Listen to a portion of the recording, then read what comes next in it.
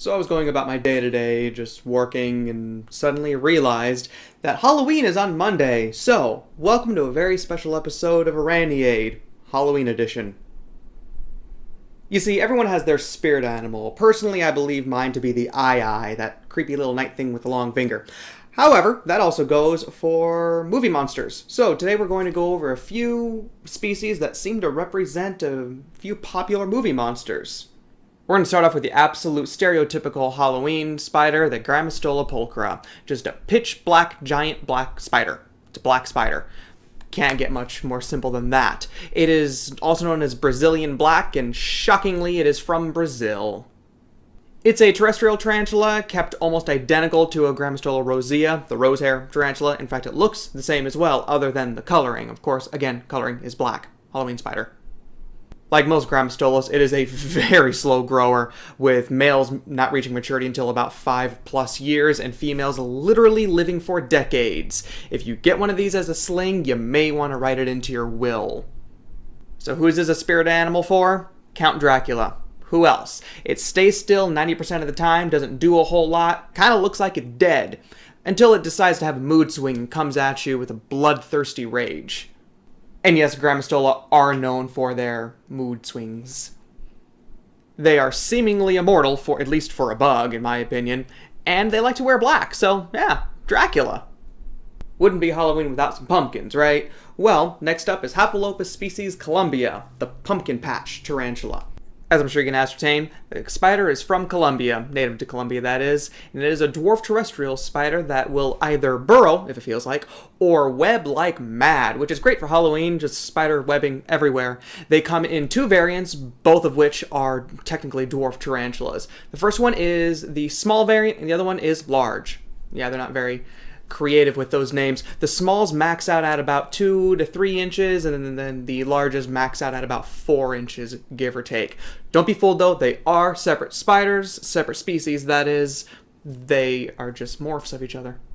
Now, I hope this one wasn't too hard for you. This is a spirit animal for the headless horseman. At least the variant that has the pumpkin on its head. I think that's more of a cartoon version than anything. But still, that one. Not just because of the pumpkin, because this spider is fast. It is very flighty. It is very skittish. It will run at the slightest disturbance. It also largely likes to be left alone and likes to move pretty quickly. So, yeah, headless horseman. Let's get a little reclusive, shall we, with the Ephebopus marinus, also known as the skeleton tarantula. This burrowing species is native across much of South America, and it is largely a pet hole if you ever have a chance to have one. The most you're going to see of this spider, for the most part, is their feet sticking out. But it's still pretty cool because they have these skeleton markings all over them, these white outlines, hence the name. They have an absolutely nasty attitude, as you can imagine. They like to be left alone in their little spider hole. So, hey, it's a hole that eats things. It's a bottomless pit. What are you thinking of? Say it with me now. Sarlacc. Not so much a movie monster, I admit, but I'd still be pretty scared if I ran into one. It's a pet hole. It is a bottomless pit. It'll eat whatever you give it. And it is pretty aggressive if you tend to poke or prod at it. You don't want to mess with this animal. We're moving on to my personal favorite species in this hobby, Nhandu coloradovillosus. It's known as the Brazilian black and white. It's from Brazil. Yeah, a lot of these things are from South America. The spider grows to be quite large and is known for its defensive behavior. It also has some absolutely wicked urticating setae, the itchy hairs. Once again, you do not want to get haired by this thing. However, kicking is a last resort for this thing. They will absolutely prefer to bite over kick. I can speak from experience when I say these things are pretty strong. They actually caught me off guard a little bit. They've been known to rip little paintbrushes out of my hand. They chew on acrylic lids that I have, and one has even torn apart a ping pong ball. I was very impressed at that one. So who do you think would represent this large lumbering spider that would love nothing more than to kill you? Jason. Fairly slow, very large, very strong, and it will absolutely attack you. And not just you, anything that moves. It assumes anything is either food or a threat, and it will act accordingly. I think Jason fits it quite perfectly. Lastly, another one of my favorites, Megaphobema robustum, known as the Colombian giant red leg, or something along those lines. The word giant is in there, however, they don't get that big, honestly. The females grow between 6 and 8 inches for a very, very large individual.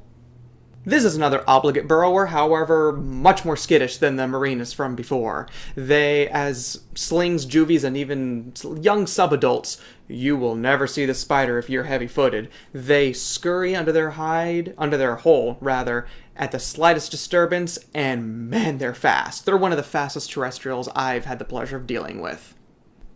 Now, here's where they get interesting. They have a very unique defensive capability. Instead of biting, now of course they can bite, but that is their last resort. For them, they prefer to turn on right around, away from their attacker, and wildly kick their legs. You see, they actually have barbs on the back of their 2 pairs of legs.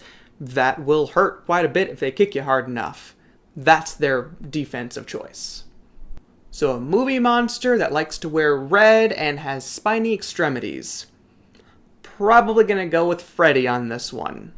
Freddy Krueger is known for those little hand scissor things that are not scissors, they're knives. You know what I'm talking about. Same idea on this one. However, what got me on this one when I was researching this video is the uncanny resemblance. They are both black and red. They both have those little spiny things, and they're both creatures of the night. So I liked this one. This was actually my favorite analogy.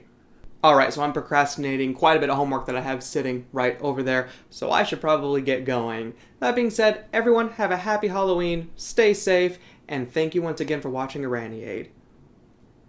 A very special thank you to FlexZone over at arachnoboards.com. Great community over there. As always, I recommend go check them out. Now, if you excuse me, I have some work to go do. I'll catch y'all later.